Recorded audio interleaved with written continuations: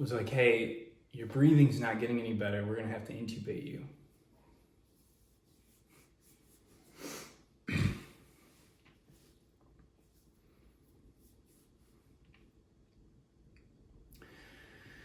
And I remember thinking, I'm gonna die. This is it.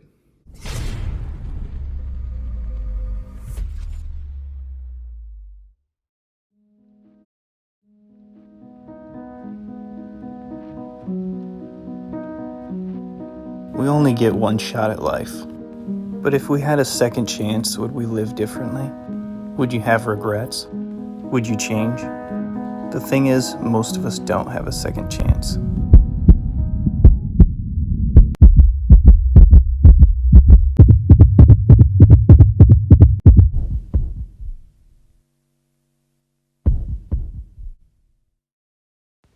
Let's back up to 2019.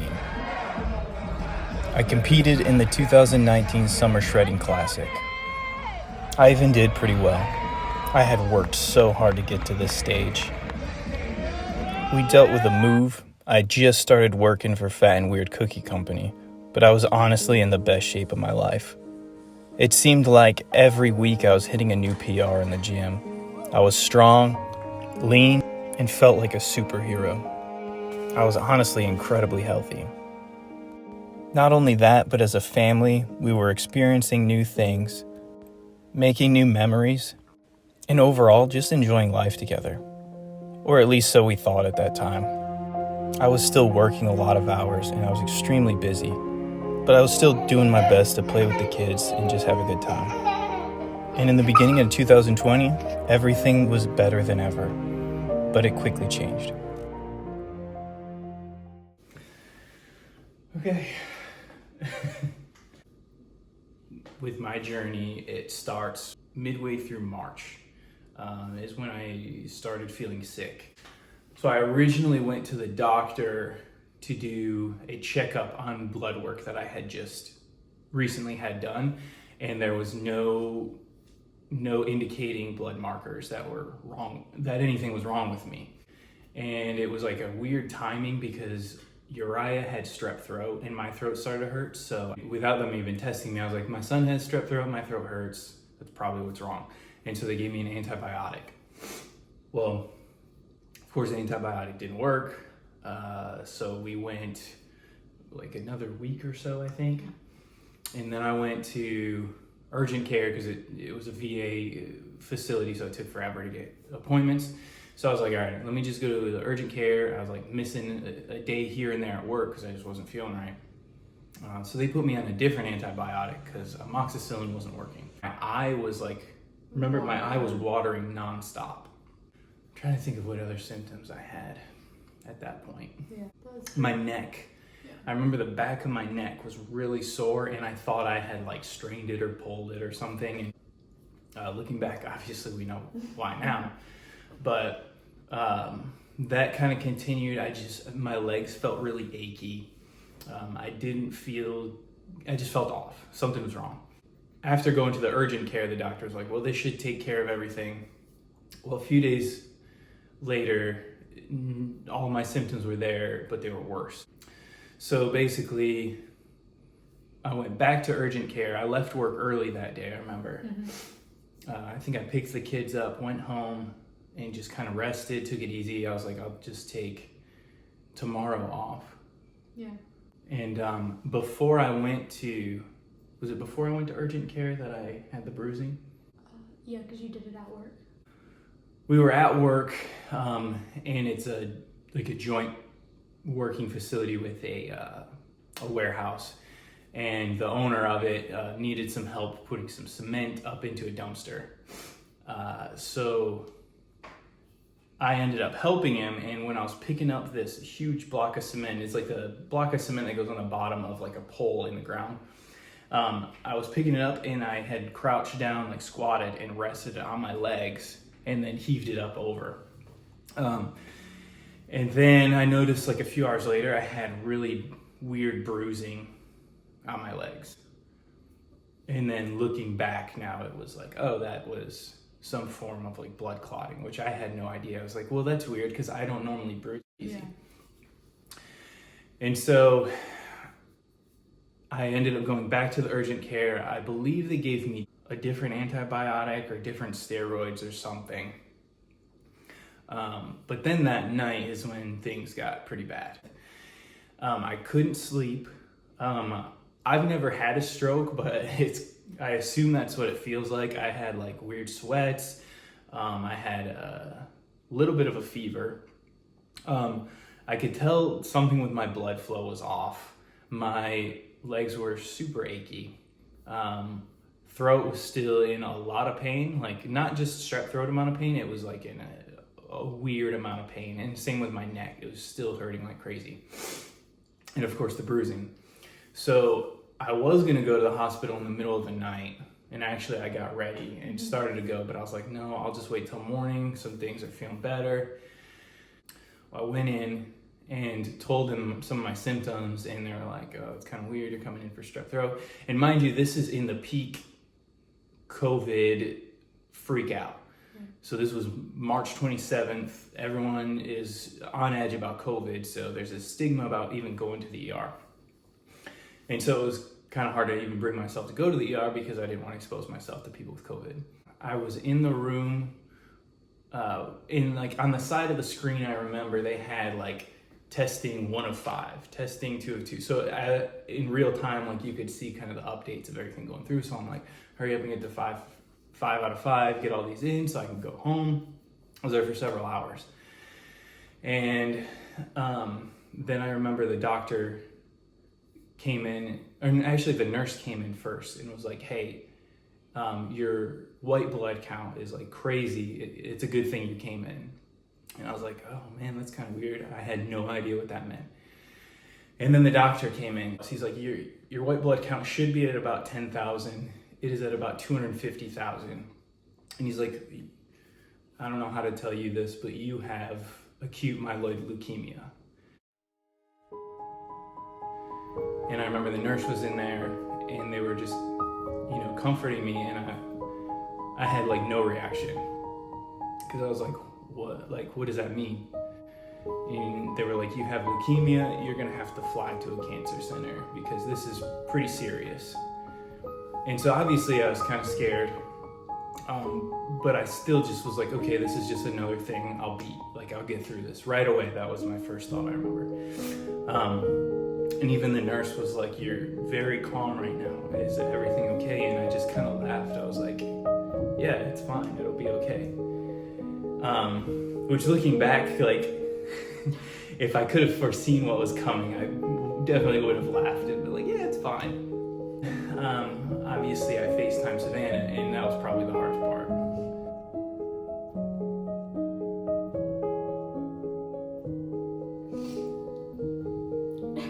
Sorry. It's crazy because you're here and you're fine. But it's still very scary. I mean, at first, like, it didn't register what it was, even though, I mean, I knew leukemia is a cancer, but there was like a split moment of just like confusion. And I think you said it again. And I just kind of went into panic. Because you were at the hospital alone. I was at the house alone with the kids. I had to figure out what to do with them. I'm pretty sure I ran back and forth through the house a good 8 to 10 times while I was packing because I had no idea. Like, I just blanked. Before I even told her, they told me, hey, you're going to fly to either Tampa or Gainesville to either one of their cancer centers because they just didn't have the resources to take care of me there.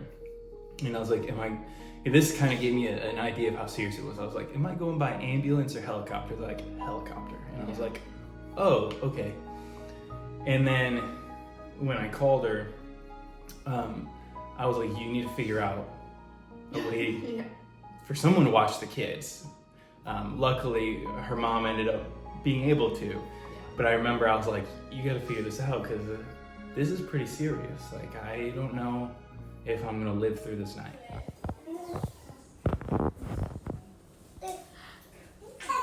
You got it! Good job! Come on.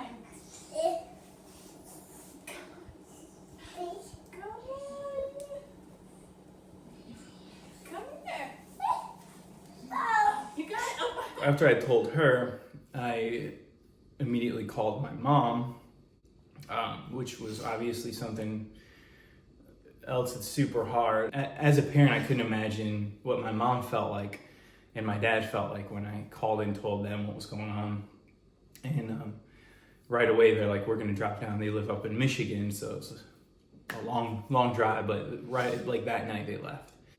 So the flight like zoomed by. And then when I got to Shands, they immediately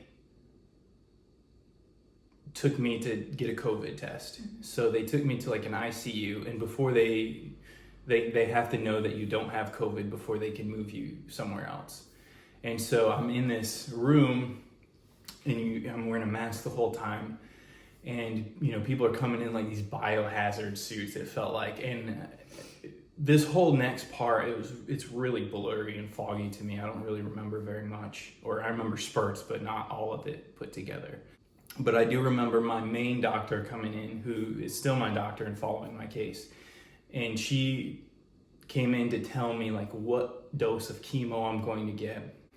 And it's a pretty high dose of chemo, and it's pretty rough. Symptoms are rough.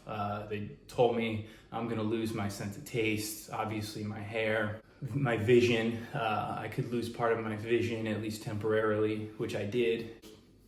Rough consequences from these harsh drugs. Well, they kind of acted like they were gonna let me in, but I think it just took too long to get your results back.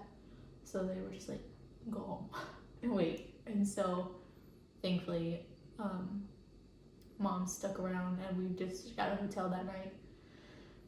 And then I was calling them quite often.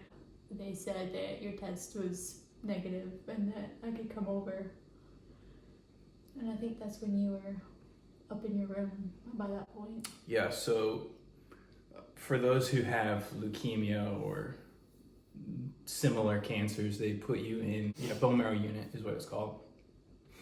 And so this was a big difference from being in the ICU. Nurses are very consistent, so you get to know them very well. They're very friendly. Not that the ICU nurses weren't, but they're just kind of like keep you alive and keep you moving kind of thing. Bone marrow was much different. The rooms were more like mini hotel rooms without a kitchen, basically. They're a little bit nicer, they're newer. And then she finally was able to see me. Yeah. It was just getting started, and things were about to get crazy. They would come in often and ask, like, are you experiencing any new symptoms? And I remember randomly sitting there, and I remember my vision started kind of turning yellow. And so I remember this whole like week trying to text people, and they have like them having no idea what I was saying. Like, I remember I texted you several times, and you're just like, what? Because I was getting like bruising around my eyes, and there was a few spots. I think on this eye, I believe there's spots on the back, so my vision was pretty much going out. Anyway, they came in and they were like, are you experiencing any other symptoms? And I noticed that my left hand, the strength was like gone. And I couldn't like squeeze these two fingers at all. And so I couldn't even touch like the fingers. They did a brain scan and they found bleeding on my brain. In the bone marrow unit floor, they don't have the resources to come and check on you as often. So they're like, hey, we're gonna have to send you to the neuro ICU for like a day or two just to monitor you, make sure this thing doesn't get any worse. I remember going there, the nurses from the bone marrow unit floor would actually come and administer my chemotherapy. Mind you, I had a PICC line in my arm, and it went like directly to my heart. That was also one of the first things they put in when I got to the bone marrow unit floor. And so I was getting, tons of IVs and stuff periodically throughout this. And I believe it was when I was in the neuro ICU, I noticed that I started coughing up blood. But they continued to monitor the brain bleed, and luckily it never got any worse. So they're like, okay, you can go back to the bone marrow floor. Total, I think we'd been there for like 3 days at this point, maybe? Yeah. So my throat was still hurting extremely bad this whole time. Usually, you know, when the doctors do on a scale from 1 to 10, what's your pain level? Like, I'm not a dramatic person, so I'll have like a break and I'll be like, oh, it's like a 4, you know? But honestly, with my throat hurting, I was like, this is a 9, maybe a 10. And it started swelling up. And they realized that the disease was spreading up into my neck. They were like, okay, we have to remove your lymph node. They removed it. And they cut open my throat, removed it, and they said it was like the size of a golf ball. So obviously I still have a nice scar there. Yeah, so I remember she was the one who noticed this. They gave me an antifungal medication, and I started getting tremors really bad. And which they said was normal, just to let them know when it happened. And so as soon as it happened, I called your nurse, she came in, and they gave you something else to stop it, and waited like 15, 20, 30 minutes or so before they gave you another dose of the same medicine. But it happened again, and so that time they actually couldn't really get you to stop shaking for a while. And that's when they sent you to ICU because everything was starting to fail.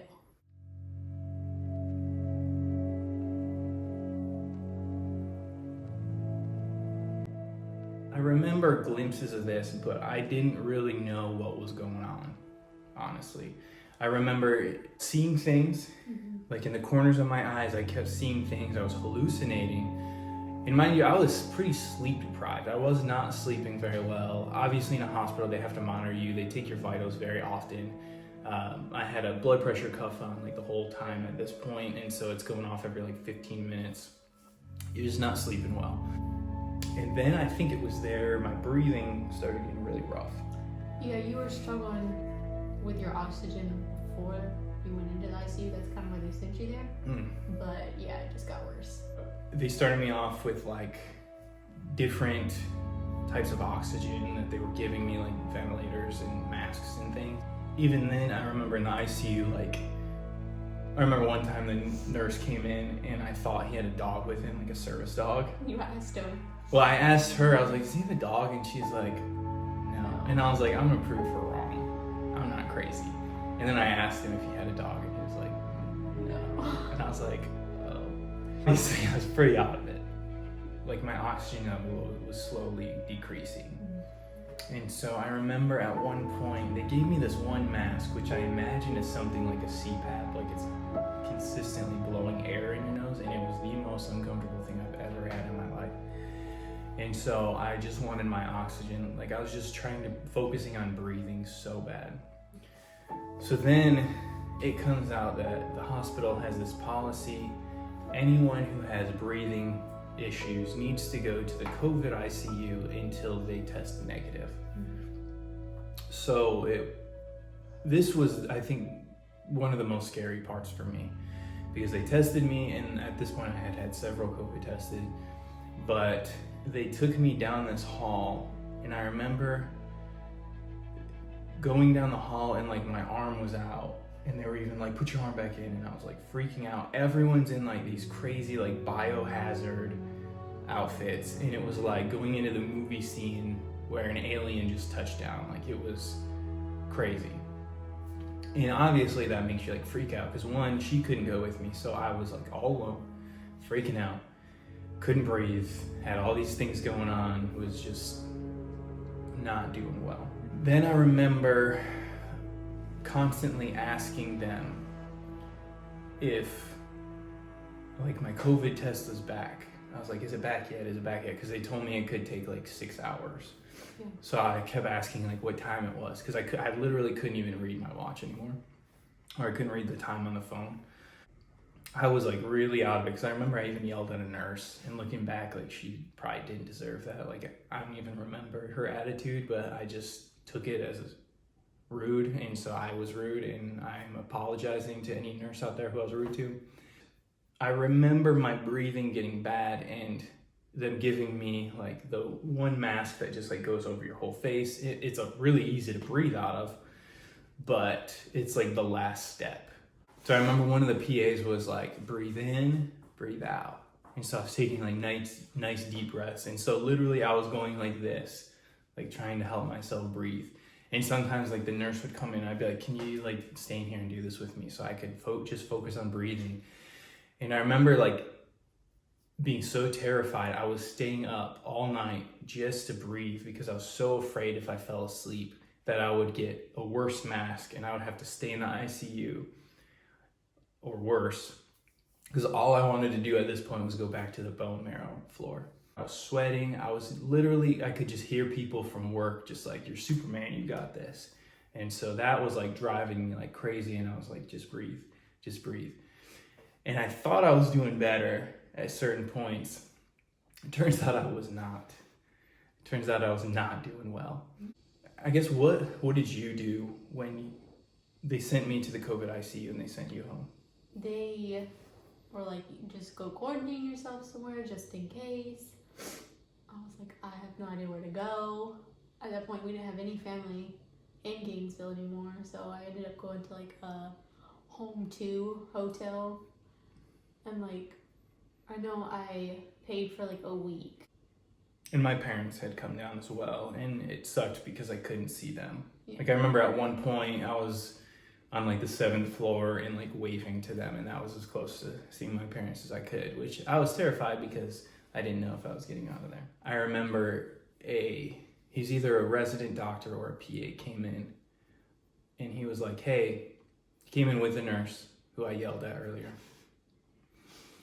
It was like, hey, your breathing's not getting any better. We're gonna have to intubate you.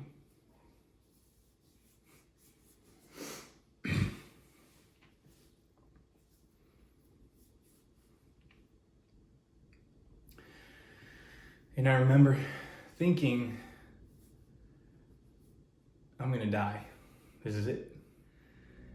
And earlier that, I think a day or two before, at some point when she wasn't with me, they came in and they were like, hey, if you need to go on life support, do you want us to keep you alive? And I had just thought in my mind, like, I don't want my wife to make that decision like 2 weeks down the road of me being a vegetable, so no, don't. And signed it. And I remember right before they intubated me, they said, hey, there was a mess up on the paperwork. We need you to re-sign it. And something just told me like, hey, this is your chance. You need to sign this thing, but make the right choice this time. And so I was like, yes, keep me alive no matter what. Because I just had this feeling. And so I signed it. And I remember looking at the nurse and I was like, hey, am I gonna die? And she's like, no. I was like, do people come out of this? And she's like, no, they do all the time. You'll be fine. But in my mind, I was like, no, this is it. Like, I've been through all this stuff, and this is what it's coming down to. Me laying in a hospital bed, watching Ridiculousness, which was on 24/7. Shout out to Ridiculousness. And my instinct was, I need to text my loved ones because this will be the last thing that they get to see. And I just picture them at my funeral reading this thing like this was the last thing he said to me. So I wanted it to be something nice. You were trying, definitely, but you were like barely texting, like able to text you. Because also, I was so focused on breathing. Whenever I started texting, my breathing would get really bad. So like, hey, you need to slow down. So I was like doing this, trying to text, and it was like, it would take me 20 minutes to send like a sentence. Definitely panicking because you had told me that you were getting intubated, but your texts were terrible. Like half typed, and I was stressing out because nobody was calling me or answering when I called. They were busy. Your nurse was in there with you, and they can't take calls. So it was stressful. I texted my brother, I texted my parents, and then a group of friends who I've been close with like my whole life. And then obviously, Savannah. You remember what I texted you? Yeah, I remember what you texted. What I texted You, well, I mean, you kept just telling me, like, how much you loved me. And to be sure to stay strong for the kids. And I think I was fine up until that point. Because, like, with intubation, I was like, it's gonna be okay. You just let them relax. But that, I think, is what kind of broke me again. Because it all just kind of flashes in your head that what happens if you do die or you don't come out of it. And that song you made up a long time ago, you texted that to me, and I hadn't heard that in a very long time. And Mom had actually made it to me at that point, and I just started sobbing. She was so confused. I was like, it's a song. He said, he sang our song. It's just like, what? I was like, it's really stupid, but it means a lot. And he just said it to me, and it just really made me scared because I figured that was it. Now, this is where things get really weird. Now, being someone in a very deep sleep, you would imagine that I would have dreams. Now, I don't know if it's because my face felt like it was being covered and I was struggling and fighting to stay alive, but I was having dreams of being tortured. And we're not talking just normal torture. It was like horror movie torture. It was dark rooms. It looked like dungeons or some creepy garage with torture instruments everywhere. And I wasn't alone either. And even crazier than that, who was doing the torturing? Clowns. Maybe I have some deep-rooted fear of clowns that I didn't know about, but this was so strange to me. I was in dark rooms with neon lights, like some sort of demonic funhouse. I specifically remember a tire being held to my face, like some type of grinder, and then I would move away, and a clown would push me back in. I know that part sounds like I made it up, but I swear it's the truth. I'm sure it had something to do with a breathing tube down my throat forcing me to breathe, and it felt like I was being tortured. Whatever it was, I never want to go back there. I think it was the next day after you were intubated, before I could come in. And I don't know, I felt like I was going to be more scared to see you like that. You had a lot going on. There was tubes in your nose, in your throat, all sorts of bags of medicine next to you. You seemed peaceful finally. And one of your nurses came in instantly, and she was very bubbly and positive, and I think that's what helped a lot too. She's like, you're doing great. I think your breathing had somewhat improved. I know they were joking about how heavy and big you were, having to move you around, so it definitely helped.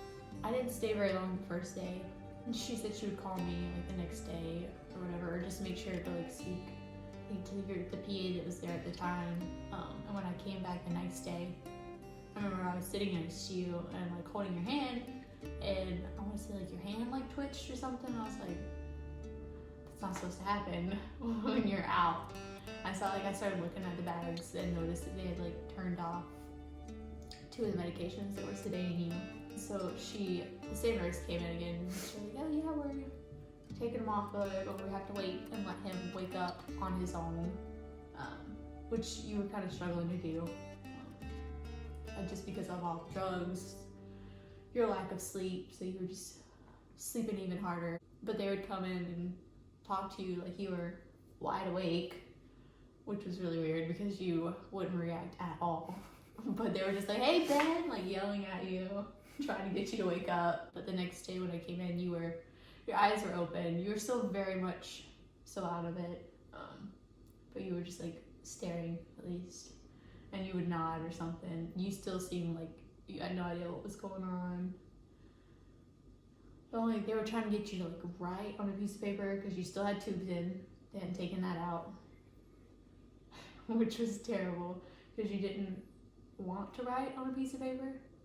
Instead, you kept like grabbing my hand and like using your finger to like write letters. I was like, it would be a lot easier. And I kept trying to hand you paper and pen. I stayed probably a good 8 hours that day. And I just remember like one of your writings was just like, I never thought I'd see you again. It's crazy. And that was only like 3 days. Yeah. I think my first memory was, actually I don't really remember.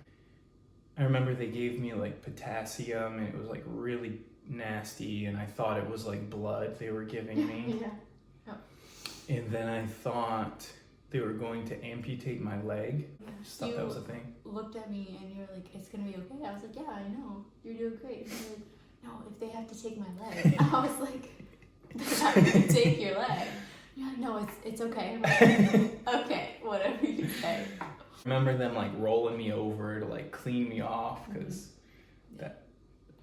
You were still giving me like bird baths. But I remember being conscious for that. And I remember thinking how weird it was that like I couldn't really move that well. Like I was like, why don't I have strength? Like why can't I just get up to walk? Your hands were tied down too. And Right. You were really confused about that. Yeah, I didn't know I couldn't move. And like when I remember at one point I was like, hey, I need to get up to go pee. And she was like, no, you have a catheter. And I was like, You're like, are you sure? I was like, are you sure?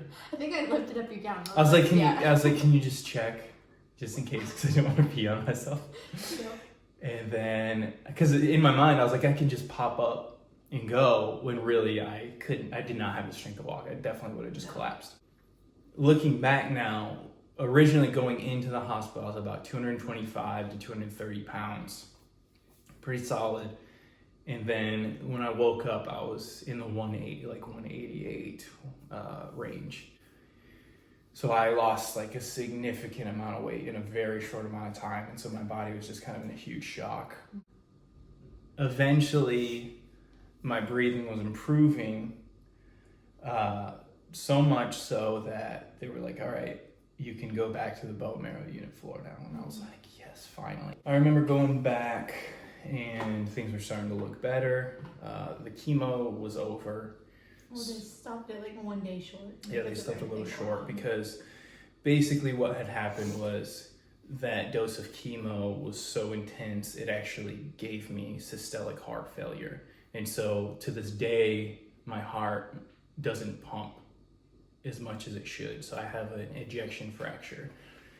And it's slowly improving. They say it might even improve all the way, but I'm still on like blood pressure medication to help with that. It probably will be the rest of my life. Combination of pneumonia, the chemo being so harsh, my white blood count being so crazy. It did end up getting up to 362,000 the day I got to the hospital. The heart failure, it was kind of the combination of everything is what put me out. Made it back, and I remember they were like, okay, we need to start getting you walking again because I hadn't walked in several days and I was so much weaker. I remember thinking how weird it was having like pretty muscular thighs before. Like before when I would lay on my side, my knees wouldn't touch because of my thighs. And then I felt like a skeleton, like I would just lay there and I was so bony feeling and I was like, holy smokes, like this is so uncomfortable. And eventually I started sitting on the edge of my bed doing like basically like box squats just to strengthen. And I still had like an IV pole, and so that was kind of like a crutch that I could carry around, but I was still on the oxygen. I think we went out a few times just walking like that, maybe, with like her help or with the help of a nurse.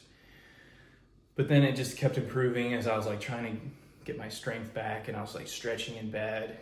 And I finally got to the point where I could take the oxygen off, at least for a little while.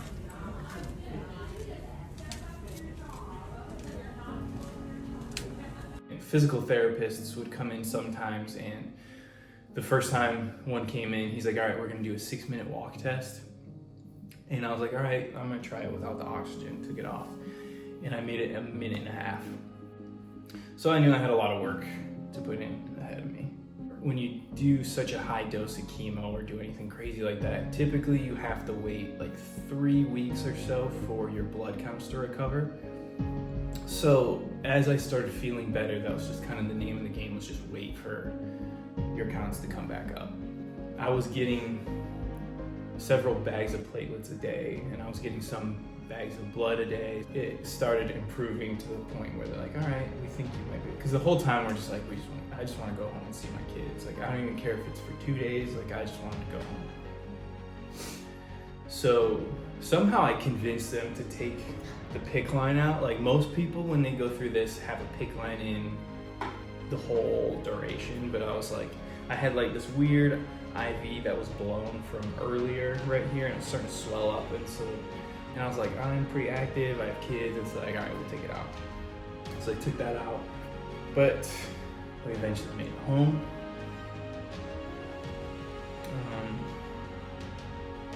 Saw the kids, and it was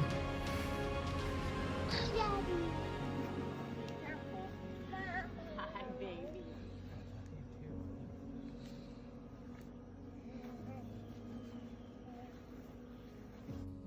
I think we ended up going back 1.5 weeks later for my next dose of chemo. Yeah, it wasn't very long. You have to go like basically once a month to do lower doses of chemo. Is just kind of maintenance. Luckily, that first dose wiped out the leukemia, so I had no signs of leukemia after that, no traces or anything. So every month we would just go back and get the chemo. But then we did, how many, 3 or 4 supplemental doses of chemo, and then did the bone marrow transplant. And ever since, things have been amazing. I feel really good, feel improving, hair's starting to come back a little bit. But other than that, just enjoying life.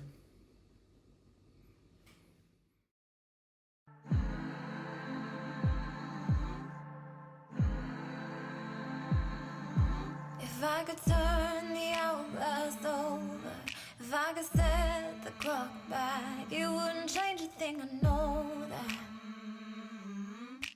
I know that.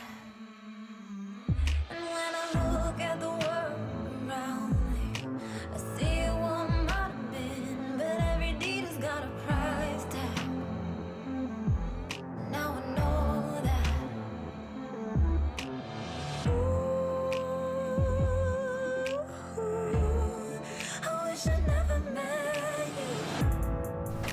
All right, babe. So I have 2 questions for you. So first, how do you think this whole experience has changed me? I would probably say, I know you like to make sure that you're like dedicating time to like kids and myself, and just making sure we're like doing things more as a family, and definitely managing time a little bit better. Okay, and then also, how has this whole experience changed you? I would say it's pretty much the same. Just making sure that we make time for each other and the kids, and just living in each moment, and just trying to make the best of anything we're doing, whether it's sitting at the table coloring or out doing some sort of adventure or anything. I feel like I've been given a second chance. Although there's always a risk of relapse or the bone marrow transplant not working correctly, I could now die fulfilled knowing that I gave this my all. Life is a blessing, so treat it that way. And to the countless nurses, doctors, and even strangers, friends and family who've supported us, who've prayed for us, and who've been there in any way, I just want to say thank you. we wouldn't have made it through it without you guys. I truly believe God has a purpose for me, and that purpose isn't over yet.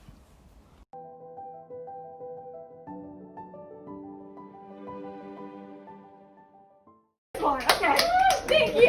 Wait a minute, you gotta pull your mask down. Yeah, this is the one time you're allowed to, yeah. Go for it.